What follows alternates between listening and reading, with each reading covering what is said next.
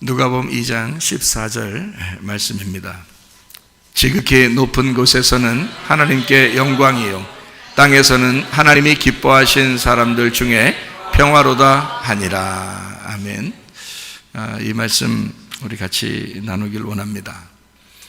누가복음 2장 14절에 있는 이 말씀은 누가복음 2장 자체가 예수님 오심에 대해서 쓰여 있는 그런 내용이기 때문에 아마 성탄절을 기해서 앞뒤로 이 말씀을 꼭 사람들에게 전해주고 싶은 그런 설교 중에 하나일 것입니다.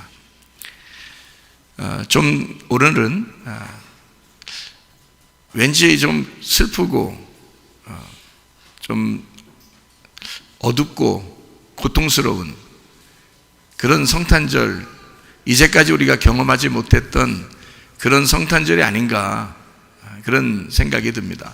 우리는 이렇게 기뻐하고 즐거워하고 예배하고 찬양하고 할 텐데 많은 교회에서 예배드리지 못하고 찬양하지 못하고 그렇게 쓸쓸하게 집에서 성탄절을 보내야만 하는 그런 교회가 대부분이기 때문에 오늘 같은 날은 참 우리만 즐거운 그런 크리스마스가 아니고 좀 슬프고 고통스러운 그런 크리스마스를 우리는 보내고 있습니다.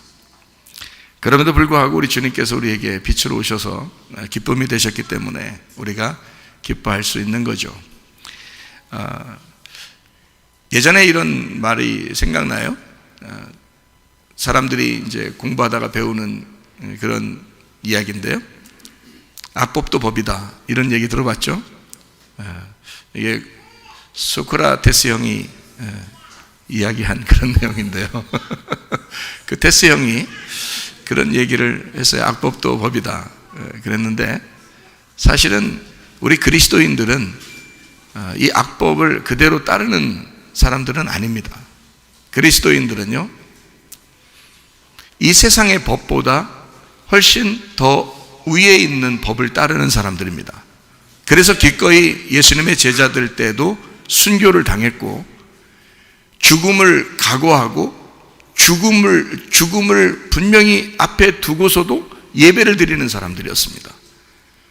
그것이 우리 기독교 역사였고, 그랬기 때문에 지금도 음부의 권세가 이기지 못하는 교회, 우리 교회 같은 이런 교회가 어떠한 환난과 핍박 속에서도 예배를 드리는 것입니다. 그래서 교회가 없어지지 않은 거예요.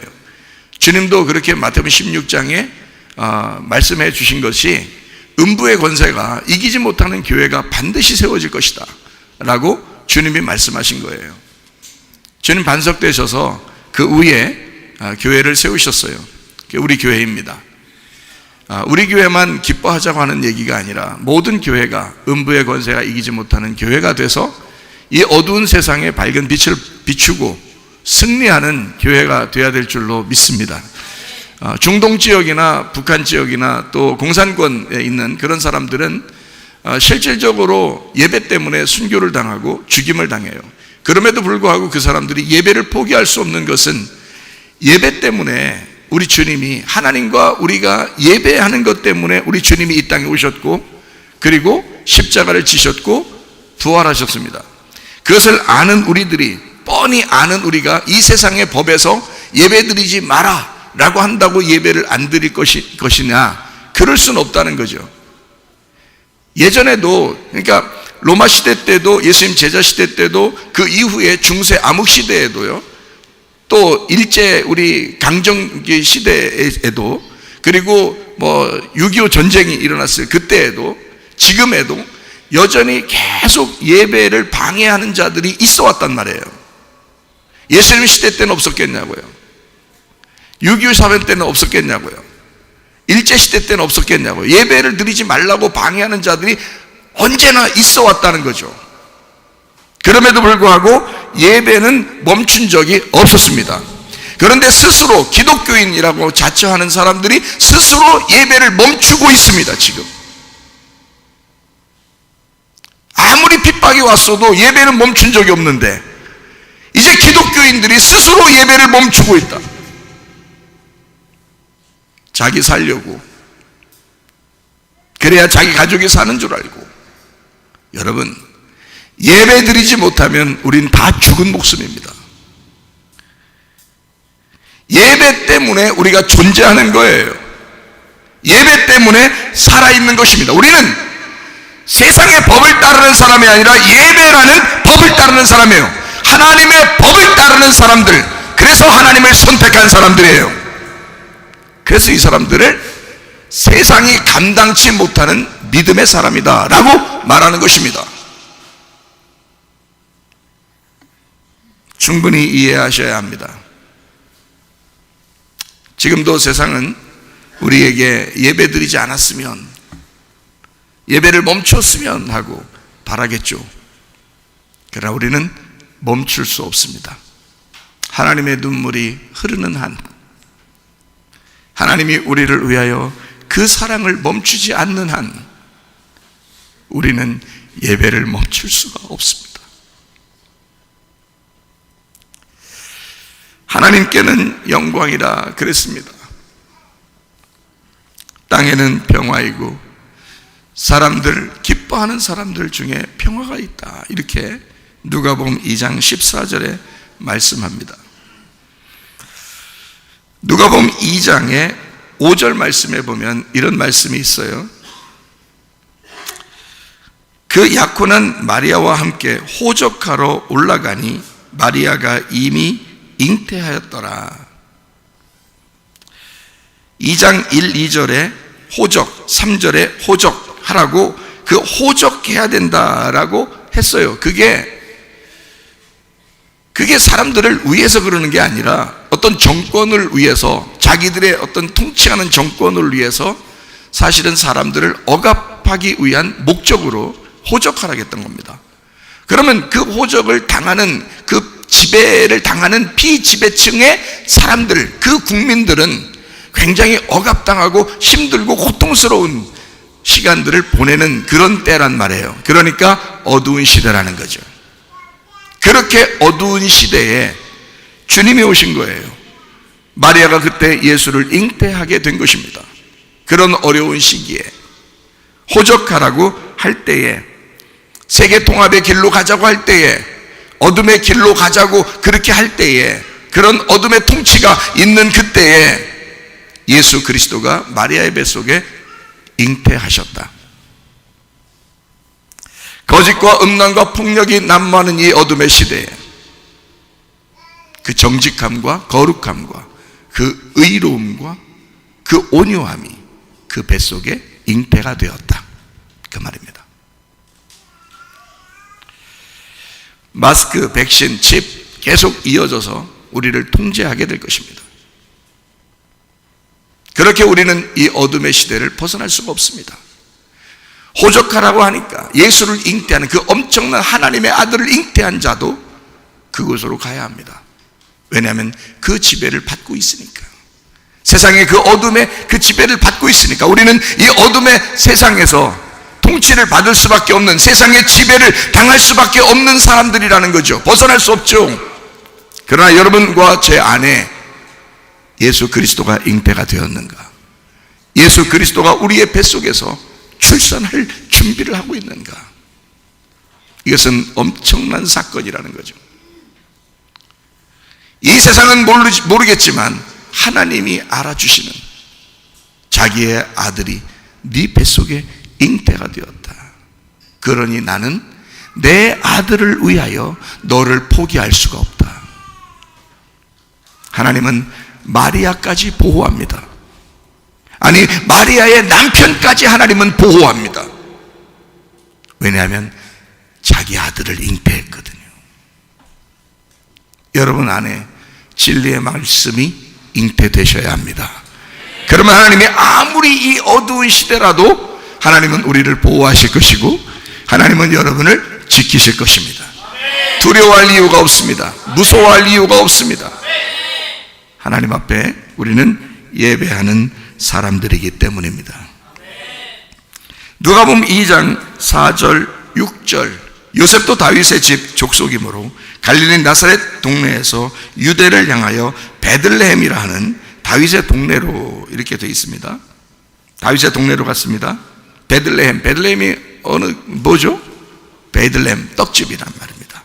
방앗간 떡집이라. 떡이 어디서 나오죠? 떡집에서 나와요. 어제 떡 드셨죠? 어디서 나왔을까요, 그게? 떡집에서 나오는 거예요. 베들레헴. 그러면 틀림없이 베들레헴에서 나오시는 예수님은 뭘까요? 떡이죠.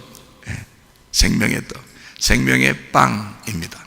그 생명의 빵이 베들레헴에서 나와야 되는 거죠. 베들레헴 아닙니다. 베들레헴 아니에요. 베들레헴입니다. 떡집입니다. 생명의 떡집. 6절의 말씀에 보니까 이렇게 되어 있어요. 거기 있을 그때에 해산할 날이 차서 그랬어요. 이제 많이 이제 충만하게 됐다 이 말입니다. 그 다음에 7절에 보니까 첫 아들을 낳아 강보로 싸서 구유에 뉘었으니 이는 여관에 있을 곳이 없음이로라. 빈방 없습니다. 빈방 없습니다. 사실은 빈방이 있습니다. 어디냐면 구유예요. 그 구유에 비어 있었죠. 그 구유가. 우리 한번 잘 생각해 보십시다. 구유가 뭐가 차 있을까요? 비어 있을까요? 알아요? 아니 보셨어요? 언제 가셔서? 여기 구유에 뭐가 차 있어요? 비어 있어요? 어떻게 알아요? 어떻게 알아요? 아니 제가 성경을 볼 때, 옛날에 성경을 볼 때요, 저는 아무 생각 없이 그냥 성경을 읽었어요. 읽으면서 분명히 구유는 비어있다 이렇게 성경을 읽었어요. 왜 그렇게 성경을 읽으면 구유는 비어있더라 이렇게 저는 읽었어요. 그냥 그렇게 기억이 그렇게 나요. 분명히 구유는 비어있더라 이렇게 기억이 나거든요. 그렇게 읽었어요. 근데 다시 성경을 다시 찾아봤어요. 쭉 한번 찾아보니까 구유가 비어있다는 말이 있어요? 구유가 비어있다는 말이 없는데 왜 나는 자꾸 비어있다고 생각을 했을까? 구유는 비어있더라 라고 저는 분명히 읽은 것 같아요. 옛날 성경책이 그런가? 구유는 비어있더라 이렇게 돼 있었나? 요즘은 그게 안 써있나? 하여튼 구유가 비어있다는 말이 저는 그렇게 기억을 하고 있는데 없더라고요. 없어요. 그러면 구유에 뭐가 차 있었을 수도 있고 비어 있을 수도 있었다는 얘기지, 그죠? 그죠? 예, 차 있었을 수도 있고 비어 있을 수도 있다는 얘기야. 그렇죠? 잘 한번 생각해 보시자는 거예요. 자, 우리 누가복음 2장 14절 말씀을 다시 한번 돌아가 봐요. 지극히 높은 곳에서는 하나님께 영광이요 있어요. 영광이요. 이 영광이요라는 게 독사입니다. 이런 독사가 아니에요. 독사라는 이름, 이 단어예요. 독사. 이게 분명한이라는 의미고요. 분명한. 그리고 거룩이라는 의미고 찬양이라는 의미를 가지고 있고 경배라는 의미를 가지고 있어요. 그러니까 지극히 높은 곳에서 하나님께는 찬양이요, 경배요, 분명한 것이요, 뭐 이런 거거든요. 확 드러난 거룩이요, 분명한 거룩이요, 이제 이런 얘기예요. 이게 이제 도케오에서 나온 단어예요. 도케오. 이 도케오라는 단어가 무슨 단어냐면 생각하다라는 단어입니다. 그리고 명성이 높다라는 단어예요. 그러니까 거기에서 나온 거죠. 자, 하나님께 영광이란 말은 그냥 영광이 되는 게 아니라 하나님이 깊이 생각하셨다는 말입니다. 하나님이 깊이 생각하셨다. 그게 영광이라는 겁니다. 이거를 그래서 헬라어로 독사라고 그러지만 사실은 이게 히브리 말로 보면 영광이라는 그 단어가 히브리 말에서 헬라어하고 이제 같은 말이 있어요. 그게 히브리 말이 카보드라는 단어입니다. 카보드. 이게 히브리 말로 영광이라는 단어예요. 그러니까 하나님은 영광이시다 할 때 그때 히브리 말로는 카보드라고 그렇게 말합니다. 그럼 이 카보드라고 하는 이 단어는 어떤 의미를 가지고 있냐면 무거움이라는 의미를 가지고 있어요. 무겁다, 무거움, 풍부함. 그러니까 많아서 풍부해가지고 무겁다 하는 그런 의미를 가지고 있어요. 그럼 무거우면, 가벼우면 기분이 좀 상쾌하지 무거우면 상쾌해요?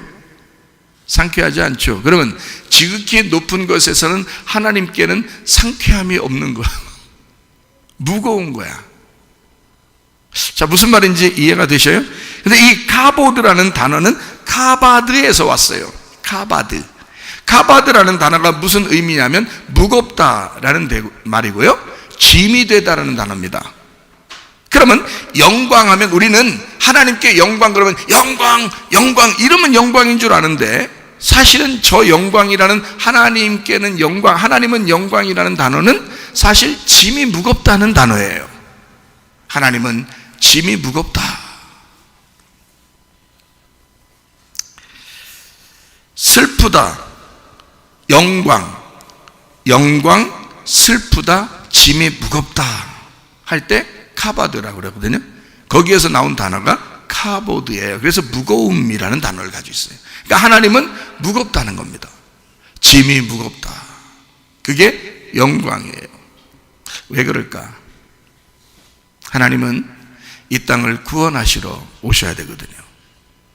이 땅에 오시지 않아도 하나님은 이미 기쁨 가운데 계시고 아름다우시고 행복하시고 이미 천국이시고 이미 우리가 말하는 그 영광이라는 그 영광 이미 찬양이십니다. 그런데 이 땅에 죄인들을 위해서 내려와야 하는 그 책임을 지을 때는 자기 마음에 무거움이 있는 거예요. 그 짐이 있는 거야. 무거운 짐이 있는 거예요.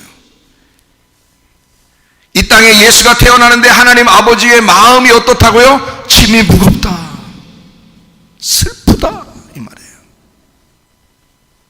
그런 단어입니다. 우리가 생각하는 그런 영광하고 좀 다르죠? 하나님의 마음하고 우리하고 다르기 때문에 그렇습니다.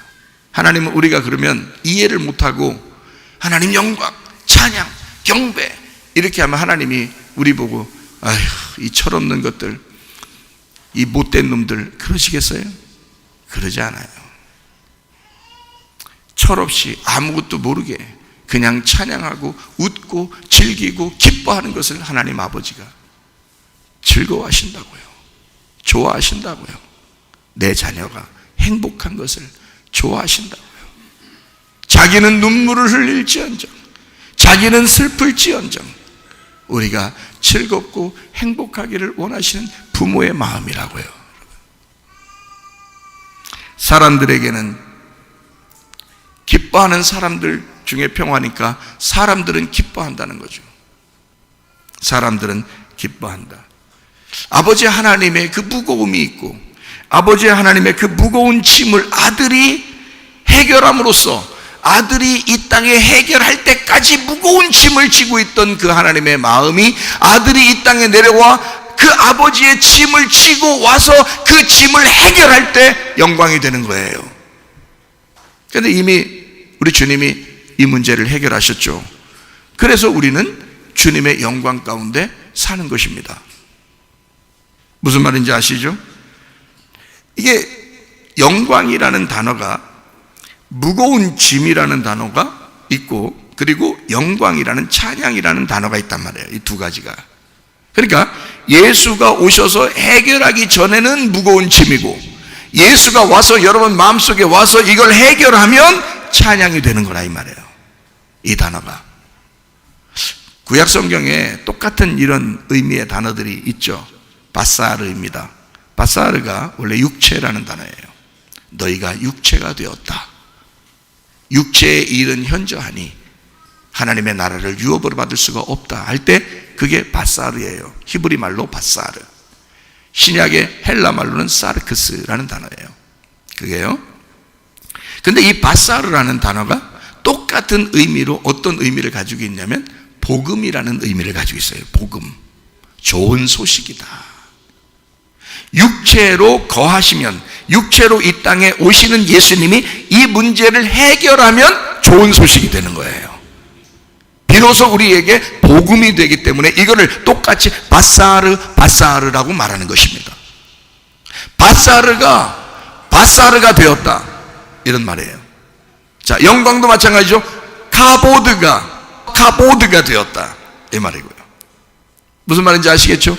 무거운 짐이라는 카보드가 영광이라는, 찬양이라는 카보드가 되었다. 바사르라고 하는 그 육체가 바사르라는 좋은 소식, 복음이 되었다, 우리에게. 예수가 육체로 이 땅에 내려오시지 않았다면 우리는 복음을 몰랐을 거예요. 예수가 우리 때문에 채찍에 맞으시고 죽임당하지 않았다면 우리는 그 예수를 몰랐을 거예요. 복음을 몰랐을 거예요. 그러나 예수님이 이 땅에 오신 거죠. 그리고 그 문제를 해결하셨습니다. 또 이런 단어가 있어요. 계시록에 올게라는 단어가 있습니다. 올게 아닙니다. 올게인데요, 이 계시록에 보면 올게라는 단어가 있는데, 이 올게라는 단어가요, 진노, 하나님의 진노라고 할 때 그게 올게입니다. 하나님의 진노. 그러니까 요한계시록에는 막 하나님이 진노하신다, 심판하신다, 막 이런 말이 굉장히 많죠. 그 진노, 하나님의 진노가 올게입니다. 근데 이 올게라는 단어가 예수 그리스도가 이 땅에 오셔서 이걸 해결하면 하나님의 열망이 됩니다. 하나님의 열정, 하나님의 사랑, 이 올게가요. 아버지의 눈물입니다. 영광은 가볍게 오신 것이 아닙니다.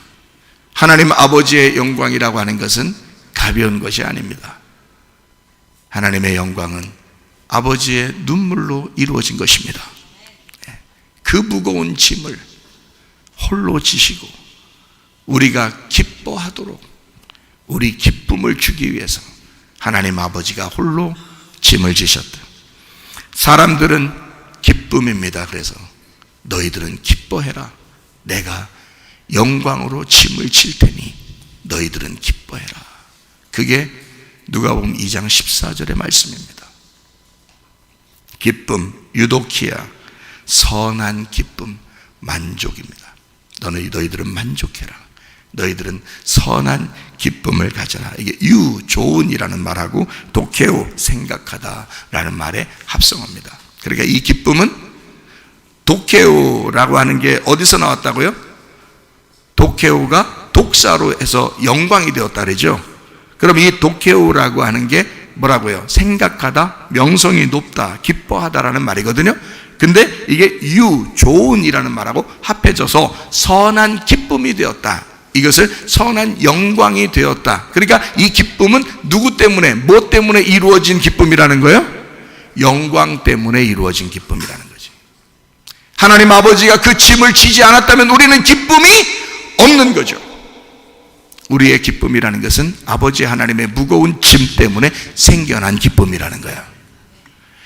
여러분, 이거 놀라운 것입니다. 부모의 그 무거운 짐을 지는 것 때문에 자녀들이 행복하게 살아갈 수 있다는 거죠. 해보셔서 아시죠? 우리 하나님 아버지가 그런 무거운 짐을 지시고 우리를 기뻐하게 했다는 겁니다.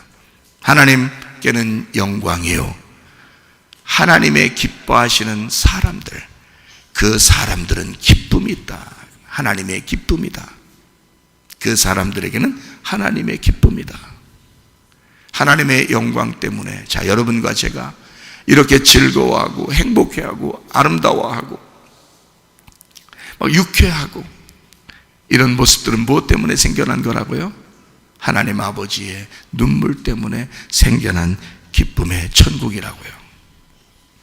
하나님 아버지가 그렇게 눈물을 흘리지 않았다면 우리는 기뻐할 수가 없습니다. 그것을 중간에 역할을 감당하기 위해서 오신 분이 하나님의 아들 예수 그리스도십니다. 그분이 우리에게 평화로다 하니라. 그 예수가 우리에게 평화로다 하니라. 이 땅에 오신 아들을 말하는 겁니다. 그 평화라는 말을 여러분 잘 알죠? 에이레네, 결합하다, 하나 되었다라는 단어거든요. 히브리 말로는 샬롬입니다. 안전한, 행복한, 안녕. 샬람에서 나온 완전하다, 완성하다, 회복시키다, 번영하다 라는 단어에서 나온 이 샬롬, 샬람, 샬롬, 그 행복함, 안전한, 이것은 헬라 말로 에이레네, 결합하다, 하나가 되었다. 여러분, 예수 그리스도가 이 땅에 오시지 않았다면 그 하나님의 무거운 짐은 그대로였을 것이고, 우리의 이 땅의 슬픔과 괴로움과 고통은 그대로였을 것입니다. 그러나 예수 그리스도 하나님의 아들이 이 땅에 내려옴으로 하나님의 무거운 짐을 덜어드리면서 하나님께는 영광이 되게 하셨고, 이 땅의 사람들에게는 기쁨이 되게 하셨다 그 말이에요. 예수 그리스도가 이 땅에 오심으로 이것이 완성된 것입니다. 놀라운 거죠. 이런 성탄을 우리는 맞이하는 것입니다. 야, 예수가 이 땅에 오신 것은 그냥 대충 오신 게 아니구나. 그냥 우리 먹고 즐기자 하는 이런 게 아니었구나. 아버지 하나님의 눈물이었구나. 그래서 예수님은 이 땅에 내려와서 유쾌하게 즐겁게 하면서 막 놀고 돌아다니지 못했습니다. 그는 아버지의 하나님의 마음을 알았기 때문이에요. 그래서 이 땅에 늘 진지하시고 늘 조용하시고 말수도 적으시고 아버지 하나님의 눈물을 끌어안고 내려왔기 때문에 그 아들 예수는 이 땅에 아버지의 뜻을 이루기 전까지는 그가 이 땅에 늘 진지하셨다. 이 땅에 오신 아들 예수 그리스도, 아버지의 눈물을 깨닫는 여러분과 저, 그런 주님의 오심을 기뻐하는 하나님의 사람들, 눈물은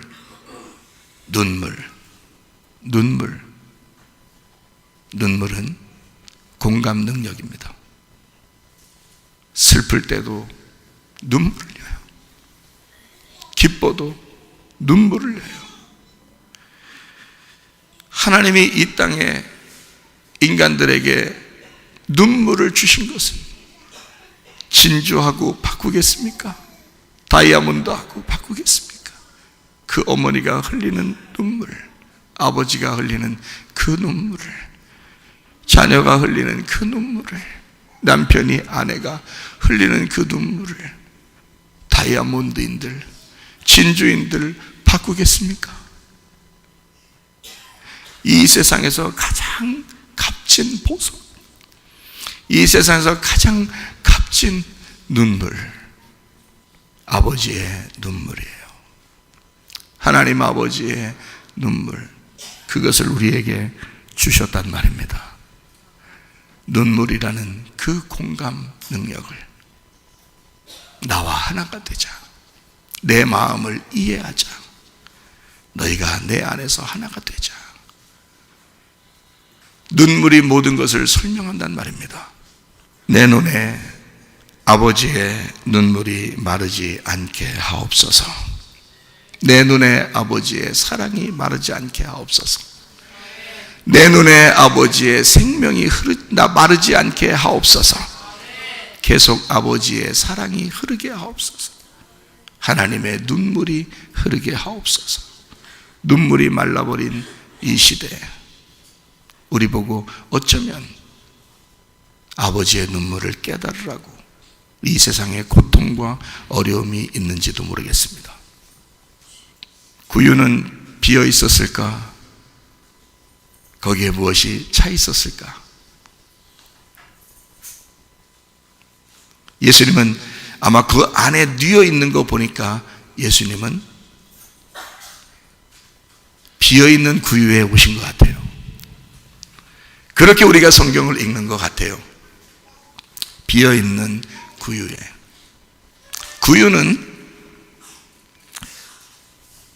어떤 단어냐면 먹다라는 단어에서 온 거예요. 구유가 먹다가 구유예요.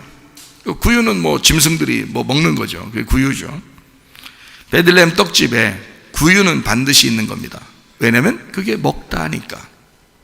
그 먹다에 오셨어요. 아기 예수님은 말씀이십니다.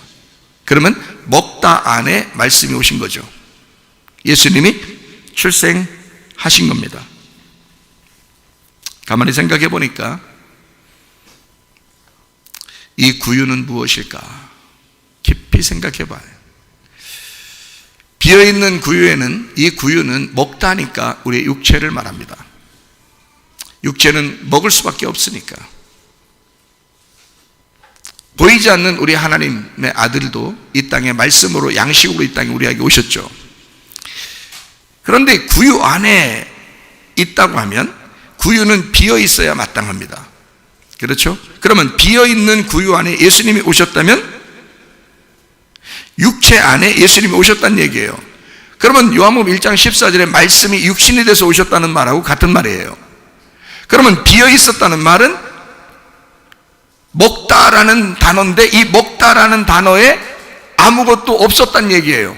그 말은, 비어 있다는 말은 지저분하지 않다는 말로도 바꿔서 할 수 있죠. 먹을 게 없으니까 지저분하지 않죠. 깨끗하죠. 그러면 빈 구유 안에 오셨다 그러면 깨끗하게 오신 거예요. 다시 말하면 더러운 죄가 없으신 주님이란 얘기예요. 육체로 오셨지만 죄가 없으신 주님이란 얘기죠. 그렇죠?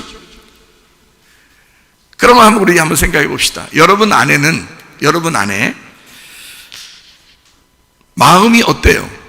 비어 있어요? 안 비어 있어요? 지금 구유는 내 마음을 얘기하는 거거든요. 육체라고 하는 내 마음을 얘기해요. 그러면 내 마음 안에 비어 있으면 예수님이 거기에 주인 되셔서 오시는 거예요. 그러면 비어 있을 때 오신 거예요? 비어 있기 전에 오시는 거예요? 여러분의 마음은 어떻습니까? 예수님은 비어 있어야 그 안에 오십니다. 분명히요. 그 말은 죄가 없이 오신 예수님이라는 얘기야. 육체로 오셨지만 죄는 없으시더라. 그게 주님이십니다. 그러면 여러분과 저는 육체로 살아요. 그러면 오늘 이 시간에, 오늘 우리가 살아가는 이 날에는 우리는 마음이 비어 있는가, 마음이 채워져 있는가? 뭔가 채워져 있는 건 아닌가? 그렇죠? 왜 비어 있는 척해요? 여러분이 비어 있는 건 아니죠. 우리는 뭔가 채워져 있다고요. 내 생각으로 채워져 있고, 나의 욕심으로 채워져 있고, 그죠? 내 것으로 채워져 있다고요. 끊임없이 채운다고요, 여러분. 자, 그러면 여러분, 내 마음은, 내 구유는 깨끗해요, 더러워요? 더럽다고요. 그러면 더러우면 안 오시는 거예요? 자, 더러우면 안 오신다. 손들. 더러우면 안 오셔요? 더러워도 오셔요. 자기가 자기를 보니까 영 오셔야 되겠죠. 근데 자기 마음은 지금 더러운 것 같죠? 마음은 더러운 것 같은데 그래도 빨리 오셔야 되겠죠, 주님이. 그러니까 여러분은 그 더러워도 주님 오셔야 됩니다 라고 하고 싶죠. 그죠? 예수님은 비어 있어야 오는 게 마땅한데, 우리 마음을 가만히 비추어 보니까 내 마음의 구유 안에는 비어 있지 않더라는 얘기예요. 그 구유에, 그래서 다시 성경을 이렇게 찾아보니까 구유가 비어 있다는 말이 없는 거예요. 그러면 내가 구유가 비어 있다라는 말이 없는데도, 내 속에 무엇인가 차 있는데도, 더러움이 차 있고 먹다가 차 있는데도, 다 먹을 것으로 차 있는 이곳에도 주님이 오신다는 얘기야. 자, 비어 있어야만 오는 게 아니라 이 속에 먹다가 다 차 있는데 이 땅에 다 먹으려고 하는 거 아니에요. 잘 먹으려고 돈 벌고 잘 먹으려고 하는 거 아니에요. 다 이 먹다가 차 있는데도 주님이 오시더라는 거예요. 자, 생각해 봐요. 자, 먹다가 차 있어. 그러면 여기가 밝은 빛이에요, 어두워요? 어둡죠. 더럽죠. 죄 가운데 있죠. 그 가운데 주님이 오실 수 있는 거죠. 죄악된 마음에, 그 육신에, 나같이 이렇게 더러운 그 마음에도 주님이 오실 수 있기 때문에 비어있다는 말을 쓰지 않은 것 같아요. 어떻습니까? 여러분의 마음 안에 어떤 마음이라도 상관없이 내 구유에 주님은 오시고 싶어 하신다는 거죠. 여러분 마음이 어떤 마음인가 가만히 성경의 마음의 밭을 가만히 보니까요, 어떤 사람은 길가밭이에요. 어떤 사람은 돌짝밭일 것이고 어떤 사람은 가시밭일 것입니다. 그런데 길가밭이나 돌짝밭이나 가시밭은 좋은 밭이 아니거든요. 좋은 밭이 아닌데 분명히 그 밭에도 씨는 뿌려져요. 주인이 씨는 분명히 뿌린다고요. 길가밭, 돌짝밭, 가시밭에도 씨는 뿌린다고요. 그래서 길가밭이 갈아엎어지고 돌짝밭에 돌이 없어지고 가시밭에 가시가 없어지면 좋은 밭 되는 거예요. 그러면 뭐가 먼저인 거예요? 씨가 먼저 오는 게 먼저라는 거예요. 더럽지만 내 구유에는 더럽지만 주님을 모셔드릴 수 없는 마음이지만 주님이 먼저 오시겠다는 것입니다. 먼저 내 마음에 오셔서 내 돌짝을 제거하고 내 가시를 제거하고 내 길가밭을 갈아엎어서 나를 좋은 밭 만드시겠다는 것입니다. 이게 여러분의 마음 상태가 어떠함에도 불구하고 주님이 오시는 방법입니다. 오늘 그 주님이 여러분 가운데 계십니다. 요한복음 1장에 보면 말씀, 생명, 빛, 진리, 어린 양이 있습니다. 이 모두는 예수 그리스도를 말하는 것입니다. 1절에 보면 말씀이, 태초에 말씀이 계시다. 요한복음 1장 1절에 말씀하죠. 태초에 말씀이 계시다. 이 말씀이 하나님과 함께 계셨는데 이 말씀은 곧 하나님이시다 그랬습니다. 그 말을 다른 말로 4절에 이렇게 표현합니다. 그 안에 생명이 있으니 이 생명은 사람들의 빛이라. 그러니까 뭐예요? 말씀, 하나님, 생명, 빛 같다는 얘기예요. 그렇죠? 말씀, 생명, 하나님, 빛 이게 같은 거예요. 5절에 보니까 이렇게 돼 있어요. 빛이 어디 비쳤어요? 어둠에 비쳤어요. 이 말을 다른 말로 말하면 하나님이 나에게 오셨어요 이 말이죠. 무슨 말인지 알겠어요? 지금 바꿔서 제가 설명하잖아요. 자, 말씀과 생명과 빛과 하나님은 하나예요. 그죠? 같은 거야. 그러면 제가 말씀이 어둠인 나에게 오셨어요 라고 이 말을 해도 되죠? 자, 생명이 내게 오셨어요. 사망인 나에게, 더러운 죄 가운데 있는 나에게 빛이 오셨어요. 이렇게 해도 되죠? 예. 근데 그 어둠이 어떻게 됐다는 거예요? 깨닫지를 못한다는 거예요. 이해를 못한다는 거예요. 그 하나님 아버지의 그 눈물로 오신 그 예수를 모른다는 거예요. 그게 문제라는 거예요. 그걸 그리스도인들이 미리미리 알고 있었다면 그 아버지의 눈물을 알고 아버지여 아버지의 눈물을 내게 주십시오라고 그렇게 살았다면, 그렇게 예배하며 살았다면 아마 세상은 바뀌었을 겁니다. 그러나 이 세상은 점점 어두워질 거예요. 그게 세계 역사의 흐름이에요. 그러나 예수 그리스도는 우리의 만왕의 왕이 되시고 만주의 주가 되실 것입니다. 음부의 권세가 이기지 못하는 교회는 반드시 존재할 것이고 그들은 주님과 동행하다가 하나님 나라에 갈 것입니다. 자, 말씀, 생명, 빛. 그 다음에 뭐예요? 진리입니다. 그 진리가 그 말씀이에요. 요한복음 1장 14절에 말씀하고 있는 내용이죠. 말씀이 육신이 되어서 이 땅에 오셨다. 그렇죠? 육신이 뭐예요? 어둠인 나에게, 더러운 죄 가운데 있는 내 마음 안에 뭐가 오셨어요? 말씀이 오셨다 이거야. 그랬더니 아버지의 독생자의 영광이라. 아버지의 독생자의 영광이 뭐라고요? 아버지의 독생자의 눈물이라 이 말이에요. 아버지의 독생자의 눈물이다. 아버지의 독생자의 그 무거운 짐이더라. 그것이 어디에 들어왔더라? 더러운 내 마음에, 어두운 내 마음에 들어왔더라. 지금 예수님하고 나하고를 설명하는 거예요. 지금 제가 무슨 말인지 아시죠?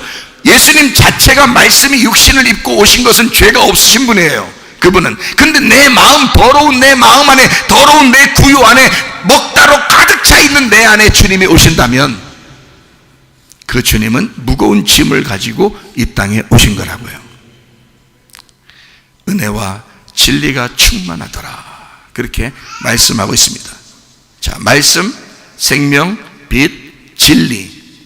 그래서 요한복음 1장 29절에 이튿날 요한이 예수께서 자기에게 나아오심을 보고 이르되 보라, 세상 죄를 지고 가는 하나님의 어린 양이로다.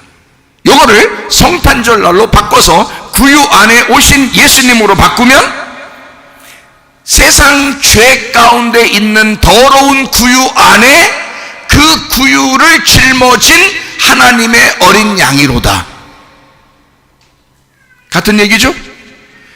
예수 그리스도가 이 땅에 오신 것은 말씀, 생명, 빛, 진리 어린 양 되신 그분이 세상 죄를 지고 오셨다. 나라는 더러운 구유 안에 오셨다. 나라는 어둠 안에 주님이 오셨다. 나를 바꾸기 위해서, 내 마음을 비워놓게 하기 위해서, 오직 예수로 만족한 삶을 살게 하기 위해서, 우리에게 기쁨을 주기 위해서 그 어린 양이 나에게 먹잇감으로 오셨다. 베들레헴에 죄 많은 나에게, 죄 없는 예수가 죄 많은 나에게 말씀으로 임하셨다, 그 말입니다. 죄를 인정하는 그 빈 구유에, 죄를 인정하지 않으면 그 죄가 그대로 있지만 죄를 인정하게 되면 주님, 내가 죄인입니다, 인정하게 되면 마음이 비어지는 거예요. 참 희한하죠. 그 비어진 그곳에 예수님을 우리가 모셔야 되지 않겠습니까? 우리의 구유에 무엇인가 다른 먹을 거로 채우겠습니까? 이 세상에 먹을 거로? 아니면 이 땅에 우리 죄를 위해서, 우리를 구원하기 위해서 오신 예수님을 모셔드리겠습니까? 여러분과 제 안에 예수 그리스도가 임하시기를 바랍니다. 구유가 있으면 그 옆에는 뭐가 있을까요? 구유가 있으면, 여러분 그 마구간이나 뭐 이런 데 가보면 구유가 있잖아요. 먹는 구유. 그리고 이렇게 옆에 이렇게 있죠. 옆에 뭐 이런 거 있어요. 이런 게 있어요, 없어요? 있죠. 구유도 있고 옆에 있잖아요. 자기가 있는 그곳이 있잖아요. 동물들이 있는 그런 데가 있고 구유가 있잖아요. 그러면 구유 안에는 뭐 집어넣어요? 거기다 먹을 거 집어넣어요. 그죠? 그러면 먹을 거 집어넣어. 그러면 요 밖에는요 뭐가 있어요? 옛날에 짐승 키워보면 아는데 뭐가 있어요? 똥오줌이 있어요. 똥오줌이. 무슨 말인지 아시겠어요?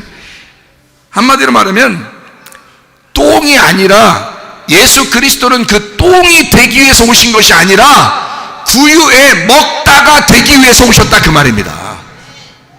여러분과 저의 똥이 되기 위해서 오신 것이 아니라 여러분과 저의 먹지 않으면 안 된 그 생명의 떡이 되기 위해서 오셨다, 그 말이에요. 그 생명의 빵이 되기 위해서 오셨다, 그 말이에요. 그 말씀을 여러분이 받아들이셔야 돼. 그 말씀을 먹으셔야 돼. 그리고 그 생명으로 사시기를 바랍니다. 예수가 이 땅에 오실 때 그 주변에 똥으로 오신 게 아니란 말이에요. 거기에 누워있으려고 오신 게 아니라 이 말이에요. 구유 안에 우리에게 철저하게 먹잇감으로 오셨다. 여러분과 저는 그 하나님을 구하는 그 인간의 그 빈 마음에, 그 구유 안에 주님이 오신다는 사실을 깨닫고 우리가 주님을 인정하고, 주여 내 마음을 비웁니다. 어떻게? 나 죄인입니다. 그러면 이게 비워지는 거예요. 나 죄인입니다. 이러면 비워지는 거예요. 그래서 비워진 그곳에 예수를 모셔야 된다, 그 말이에요. 무슨 말인지 아시겠죠? 참 놀랍습니다. 가난한 구유 안에, 슬프고 고통스러운 그 눈물 안에 기쁨이 되시기 위해서 오신 그 예수님. 요한계시록 21장 4절의 말씀에 보면요, 모든 눈물을 그 눈에서 닦아주시니 다시는 사망이 없고 애통하는 것이나 곡하는 것이나 아픈 것이 다시 있지 아니하리니 처음 것들이 다 지나갔습니다. 예수가 우리 빈 마음에 오시기 전까지는 이전 것이죠. 처음 것들이죠. 이것이 그대로 있는 한 우리는 고통스러울 수밖에 없어요. 그러나 이 눈물을, 그 눈물 안에 오신 그 주님이 그 눈물을 다 닦아주실 날이 온다. 그게 우리 마음 안에 천국이죠. 그 기쁨입니다. 하나님께는 영광이요, 사람들은 기쁨이고 땅에는 평화입니다. 그래서 하나님과 나 사이를 연결시켜 주시러 우리 주님이 오셨습니다. 제가 우리 아들과 딸에게 글을 하나 썼어요. 여러분에게 읽어드리고 마치도록 하겠습니다. 제목, 아버지의 눈물. 출애기 17장 1절부터 7절까지 말씀. 반석에서 물 나온 거 아시죠? 광야의 반석에서 물 나온 거. 아버지의 눈물.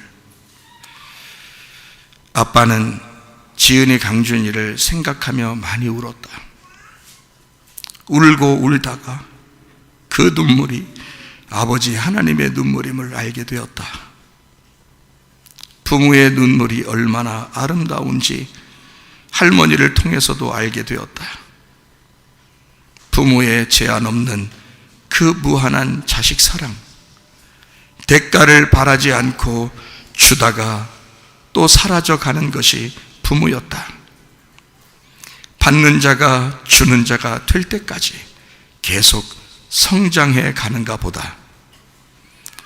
은혜 받고 보니 성경도 눈물 흘리며 나에게 다가오더라. 또한 희영 엄마가 아니었으면 말씀을 많이 몰랐을 거다. 사랑하는 아내의 눈물이 나를 일깨웠고 생명의 물을 마시게 된 결정적 원인이 되었다. 아빠의 광야 같은 그 마음에는 할머니와 엄마의 눈물이 있었다. 너희들에게도, 나의 가장 사랑하는 딸 아들에게도 진심으로 하나님을 깨닫게 하는 눈물의 배우자 친구를 만났으면 좋겠다. 광야의 반석에서 물이 나온다. 물이 그냥 나온 것이 아니다. 광야 같은 우리 마음을 적시고 우리가 생명을 들이마시도록 반석은 메맞고 눈물을 흘리고 있었던 거다. 우리는 그 하나님의 눈물을 마시고 살아갈 수 있었던 거다. 반석 대신 예수님이 내 대신 메맞으시고 하나님의 눈물로 만들어진 성령님은 메맞음의 결정체로 우리에게 오셨다. 그래서 성령님은 쉽게 우리를 포기할 수 없는 거다. 성령님은 예수님의 눈물이었다. 우리에게 예수님의 눈물인 성령님이 없이는 아버지 하나님을 깨달을 수가 없단다. 아멘. 오늘도 아버지 하나님의 눈물 안에서 여러분, 하나님의 영광과 사람들의 기쁨과 이 땅에서의 평화가 여러분 가운데 임하시기를 바랍니다. 하나님의 그 멈출 수 없는 사랑이, 그 멈출 수 없는 아버지의 그 눈물이 여러분 속에서 계속 흐르기를 원합니다. 멈출 수 없는 사랑 내게 주소서. 아버지의 눈물, 그 사랑을 끊을 수 없는 사랑 내게 주소서. 십자가에 달린 그 사랑 주님의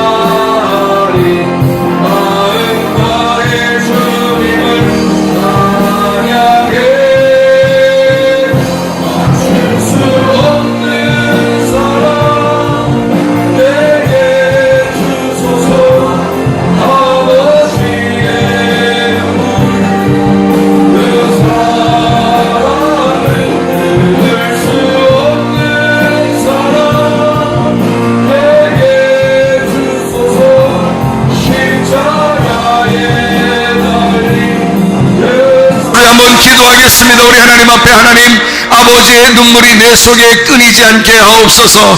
아버지의 그 사랑이, 아버지의 그 생명이 우리의 속으로부터 흐르게 도와 주옵소서. 멈추지 않게 하옵소서. 주님의 눈물이 기도합니다.